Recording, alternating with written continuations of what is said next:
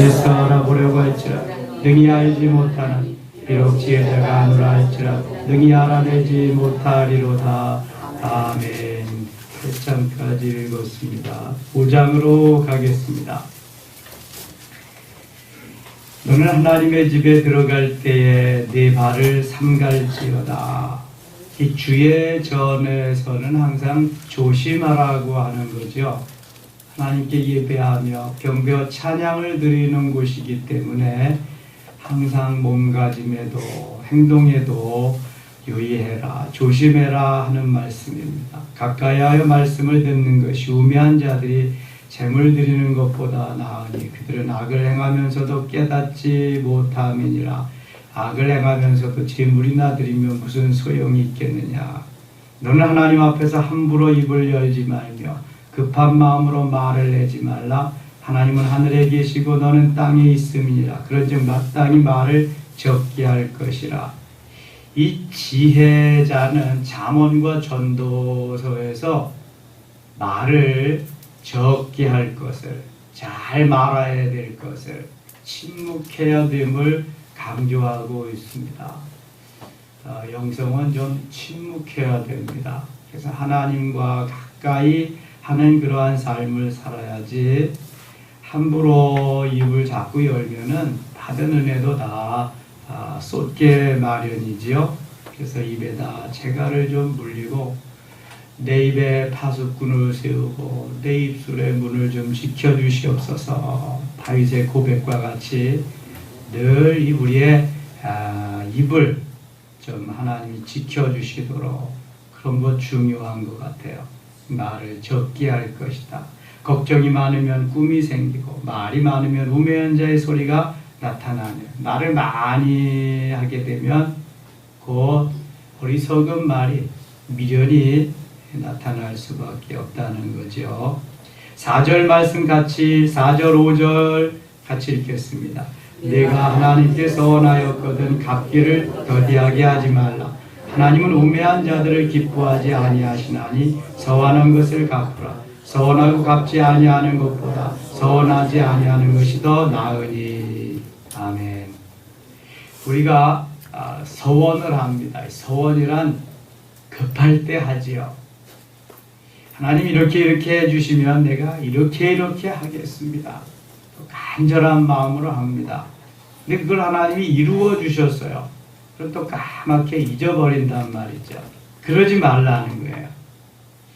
하나님 앞에 내가 이렇게 해달라고 했으면은 꼭 그것을 행하라는 것이, 이루어 드리라는 것입니다. 내가 하나님께 서원하였거든 갚기를 더디게 하지 말라. 속히 서원을 이루라는 거예요. 하나님은 우매한 자들을 기뻐하지 아니하시나니 서원한 것을 갚으라. 서원한 것을 갚지 아니하는 사람은 어리석은 사람이라는 거예요. 우매한 사람이라는 거예요. 서원하고 갚지 아니하는 것보다 서원하지 아니하는 것이 더 낫다. 서원하지 않는 것이 낫지 서원하고 갚지 않는 건 안 된다. 꼭 서원한 바를 이루어 드리라, 갚으라고 하는 것입니다. 급할 때 해서 잊어먹지 마시고 신중하게 서원하시고 서원한 것은 꼭 갚을 수 있도록. 한나가 서원해서 그 사무엘을 제사장 엘리 제사장의 여호와의 전에 데려다 놓고 그 얼마나 보고 싶겠어요. 그렇게 오래도록 기다리도록 분인 나에게 그 어려움을 당하면서 하나님께 기도해서 얻은 아들입니다. 그래도 하나님 앞에 서원했기 때문에 그를 제사장에게 데려다주고 평생 주의 전에서 살도록 했습니다. 이것이 서원한 것을 갚는 거죠. 6절 내 입으로 내 육체가 범죄하게 하지 말라.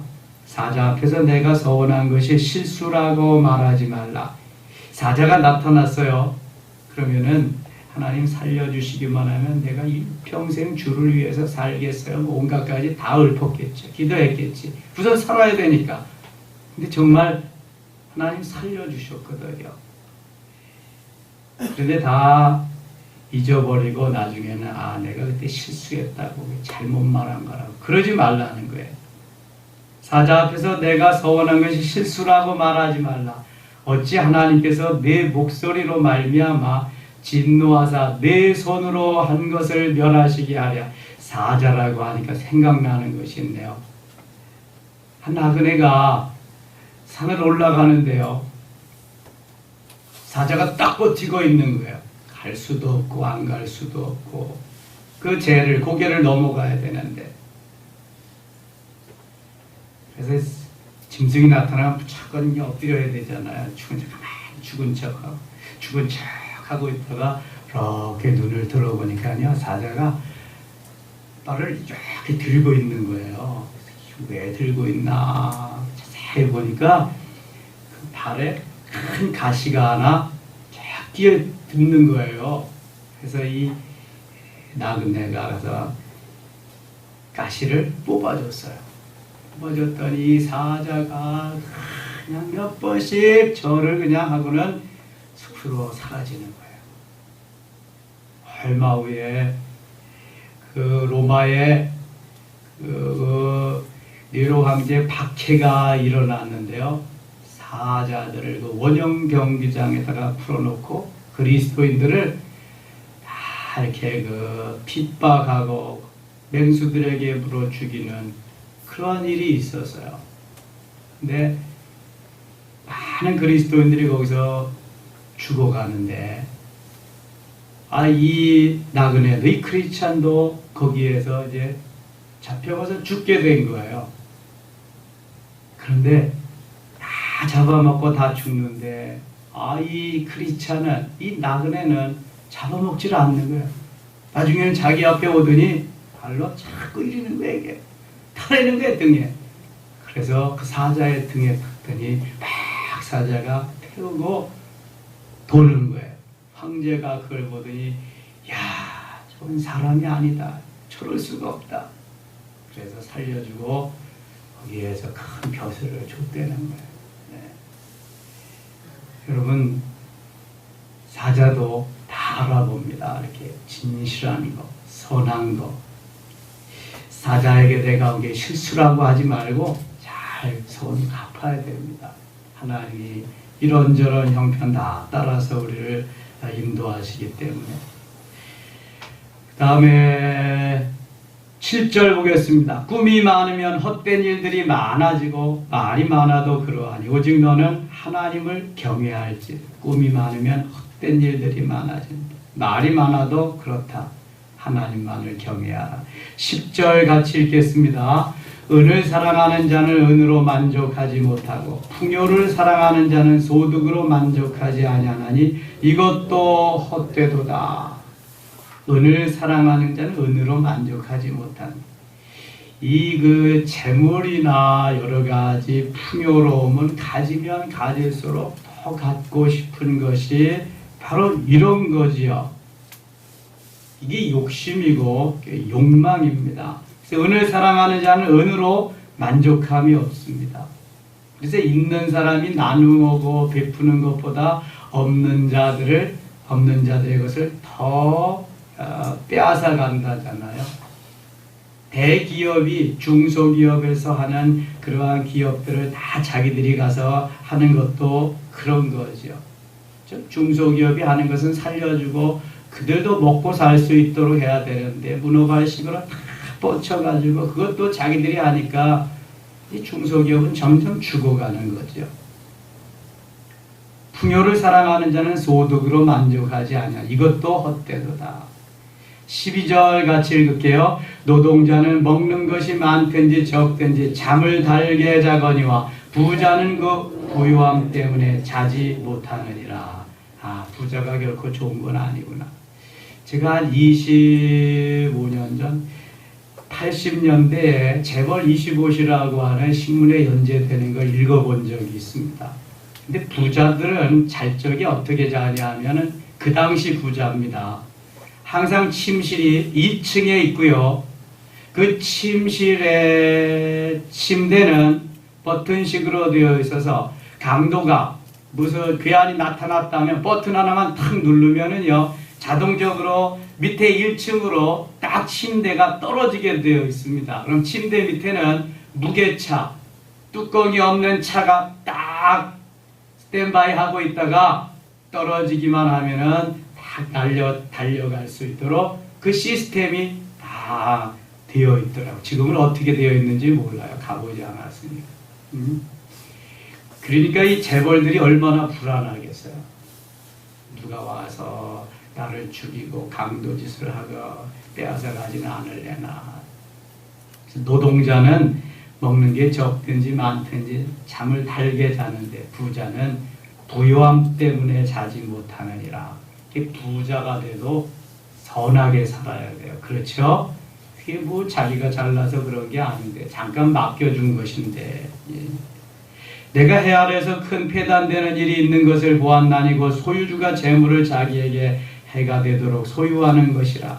그 재물이 재난을 당할 때 없어지나니 비록 아들은 낳았으나 그 손에 아무것도 없느니라. 15절 16절 같이 읽을게요. 그가 모태에서 벌거벗고 나왔은즉 그가 나온 대로 돌아가고 수고하여 얻은 것을 아무것 자기 손에 가지고 가지 못하리니 이것도 큰 불행이라. 어떻게 왔든지 그대로 가리니 바람을 잡는 수고가 그에게 무엇이 유익하랴. 아멘. 욥기 1장 21절에도 내가 모태에서 적신이 나와 싸운즉 또한 적신이 그리로 돌아가올지라. 주신 자도 여호와시오 취하신 자도 여호와시오니 여호와께서 찬송을 받으실지니다 하면서 욥이 고백하고 있습니다. 디모데전서 6장 7절에도 사도 바울이 그렇게 고백하는 것을 볼 수 있게 됩니다.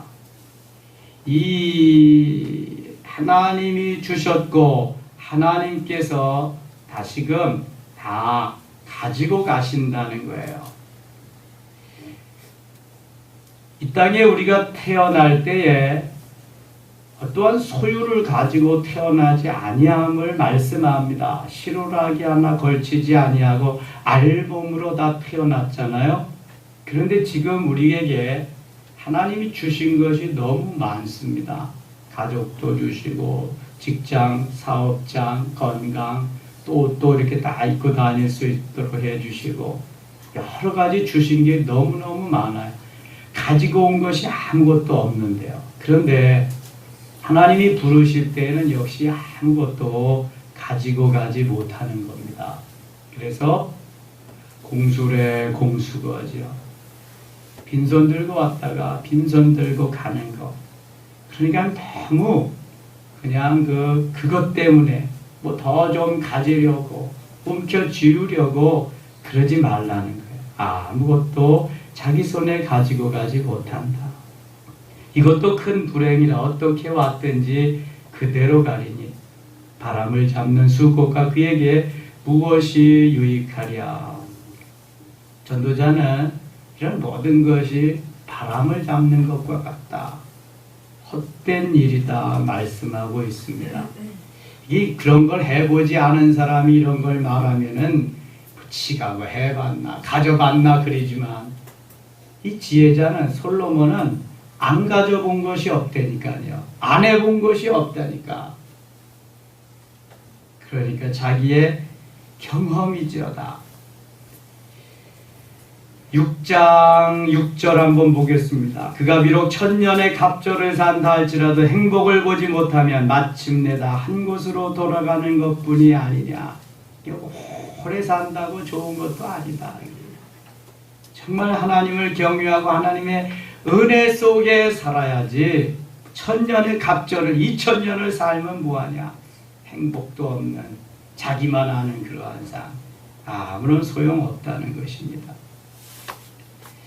7장으로 가겠습니다. 좋은 이름이 좋은 기름보다 낫고 죽는 날이 출생하는 날보다 나으며 이름을 잘 좀 지어주는 게 좋은 거죠. 자녀들의 이름도 잘 좀 지어. 근데 자기 이름을 바꾸는 사람들이 있더라고요. 목사님들 중에도 자기 이름 있는데 그 좋은 이름 갖다가 다 써가지고 근데 그런 사람 쳐놓고 제대로 목회하는 사람이 하나도 없더라고요. 이름만 갖다가 뭐 갖다 좋은 거 갖다가 붙여놓으면 뭐 잘 되나요? 그런데 태어날 때부터 좋은 이름을 좀 갖는 거 좋은 일. 성경의 이름으로 그렇게 막 뜻이 다 나와 있잖아요. 또한 죽는 날이 출생하는 날보다 나으며 죽는 날이 태어난 날보다 나으다.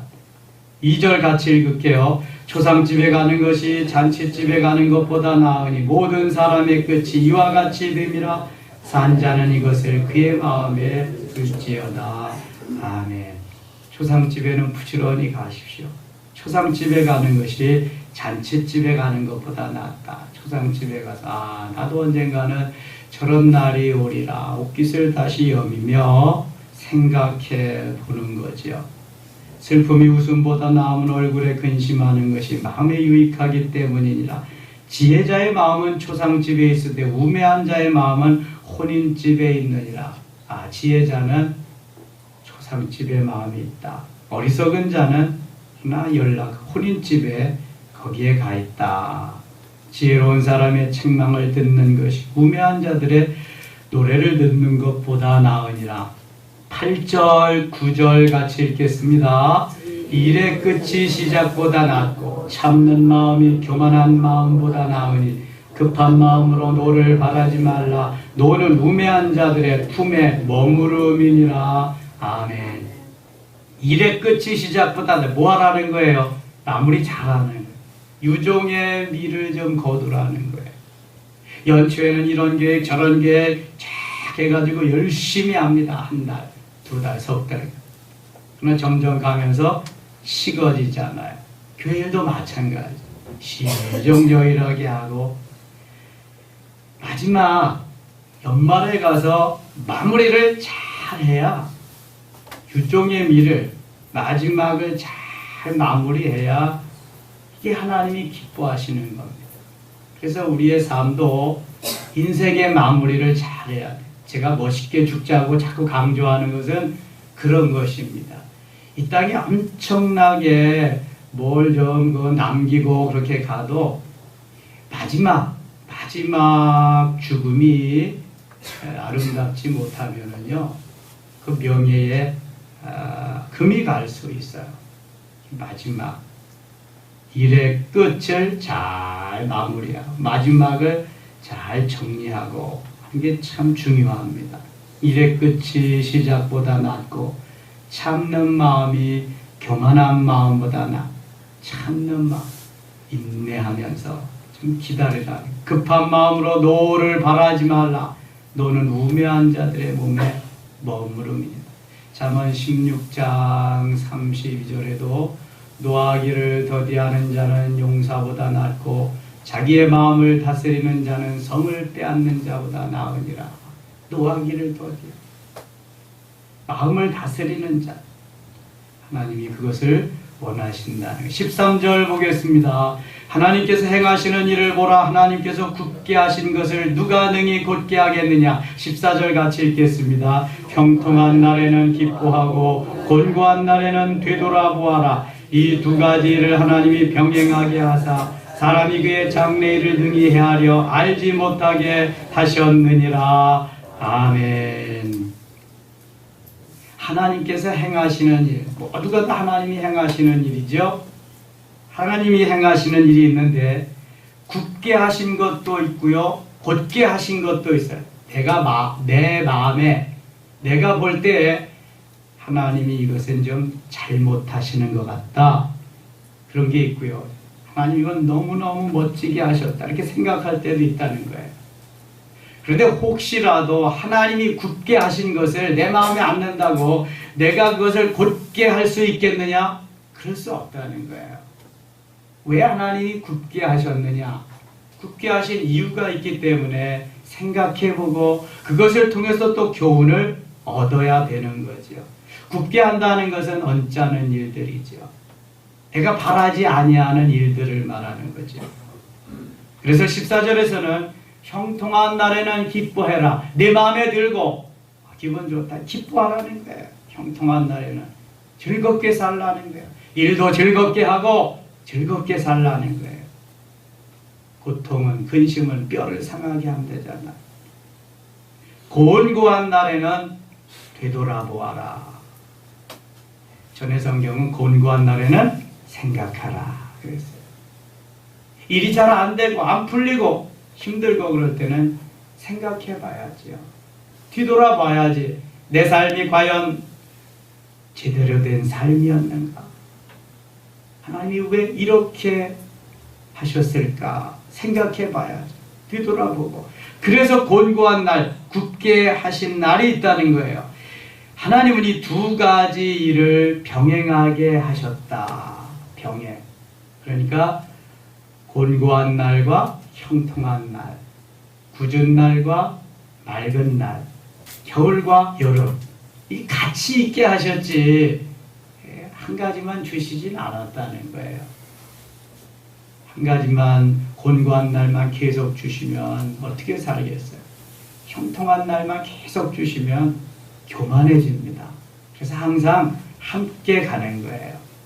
그래서 아플 때도 건강할 때로 좀 생각하고, 건강할 때도 좀 아플 때를 생각하고 같이 이렇게 병행해서 하나님은 하게 하신다. 그것은 사람이 그의 장래를 능히 헤아려 알지 못하게 하셨느니라. 만약 장래를 알게 하셨다면 이렇게 땅에 발붙이고 살아갈 사람은 없겠죠. 그러니까 한치 앞을 알 수가 없는 것입니다. 하나님께서 오늘도 우리에게 귀한 한 날 주셨습니다. 하나님이 주신 날 감사하면서 생각해 볼 건 생각하고 뒤돌아볼 것은 좀 뒤돌아보고 기뻐하며 즐거워하며 승리의 귀한 날 되실 수 있기를 원합니다. 기도하겠습니다. 하나님 아버지 은혜를 감사합니다.